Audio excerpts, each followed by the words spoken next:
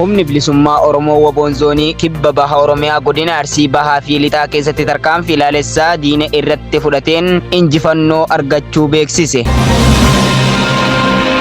Har'a caamsaa 9 bara 2026 ashamaa akkam jirtu kabajamtoota dhaggeeffattoota keenya kun sagalee qeerroo bilisummaa Oromooti oduu injifannoo gootichi waraana bilisummaa Oromoo galmeesse isin dhageessisna hanga xumura oduu keenyatti waliin turaan affeerraa keenya.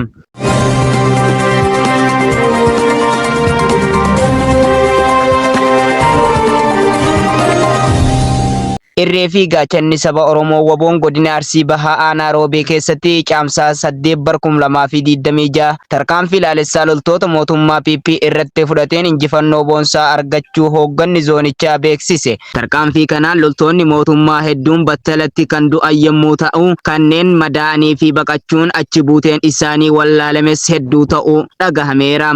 Gama meeshaa waraanatiin qawwee AKMA hedduu hidhannoo guutuu waliin nyaata isheen soorattuu fi ragaawwan iccitii keessoo waraana mootummaa saaxilu harka WBO seenee moonaa qabsoo bilisummaa Oromoof galii taasifamee jira.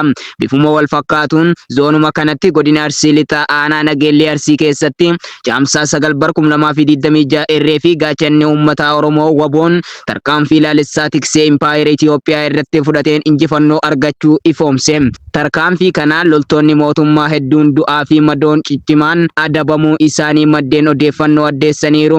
Gama injifannoo meeshaalee waraanaan qawwee AKMA 7 gumbii rasaasa hedduu fi bombii F1 muraasni dugda diinaa irraa hiikamuun dantaa qabsoo bilisummaa Oromoof ooleera.